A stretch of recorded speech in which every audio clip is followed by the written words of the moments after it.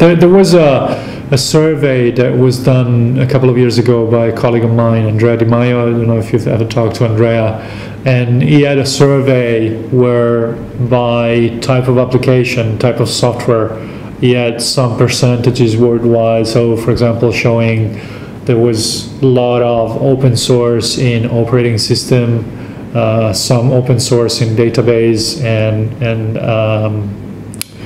application servers. And then when you got into the application areas, so email or ERP or CRM, it was pretty much all below 15% adoption. Again, it depends on what you look at. If you look at CRM, or if you look at ERP, or if you look at document management or email, there's a fair amount of commercial off the shelf in government as well. Siebel CRM, for example, or Lagan CRM, or SAP, ERP, Oracle ERP, they are present in government. Where there is still a lot of custom development is in the domain-specific application. So the tax agency's system for return filing and assessment and calculation and revenue collection, or the welfare agency's system for disbursing money and verifying the eligibility of children for child support, and those kind of things are very specific in terms of business requirements. Therefore, there's a mismatch still at this point in time between the specificity of business requirements and the maturity of commercial off-the-shelf proprietary software from the vendors in terms of ability to match those. There are vendors that are making investments to provide COTS for domain-specific application areas, but they still require a fair amount of customization. So you eventually end up not custom building a solution, but customizing a lot a COTS solution. I think there's still concerns about the maturity of some of the software, especially in terms of the application. I think at the operating system and database level, there's a good level of confidence that open source can satisfy the requirements. The other point is essentially the ecosystem. So even if there's an application that is good enough to meet requirements of a government agency,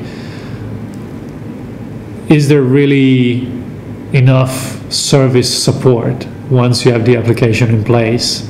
So let's say you buy Sugar CRM for your CRM, you install Sugar CRM for your call center. But is there any Sugar CRM expertise in Hong Kong? Not sure about that, probably no.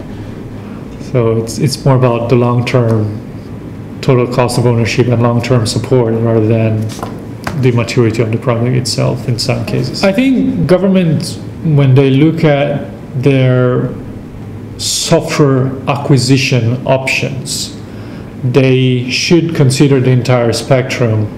So they should consider custom, they should consider transfer from other agencies, they should consider community sourcing, which means a group of agencies. It's similar to open source concept, but within a limited boundaries of a group of agencies or a cluster of agencies that work in the same domain. They should consider open source, they should consider COTS, and from now on they even could consider crowdsourcing. There are examples of various government entities that are asking their constituents to come up with software or with application or with data mashups to satisfy use cases that the government entities internally had not thought about. So whenever a government agency considers acquiring software, they should not limit it to buy or build. They should not limit it to COTS or open source. They should consider all of those software acquisition options and put them in context and look at the specificity of requirements, look at the maturity of vendor relationship skills, look at the maturity of their collaboration skills if they're dealing with peer agencies and so forth and so on.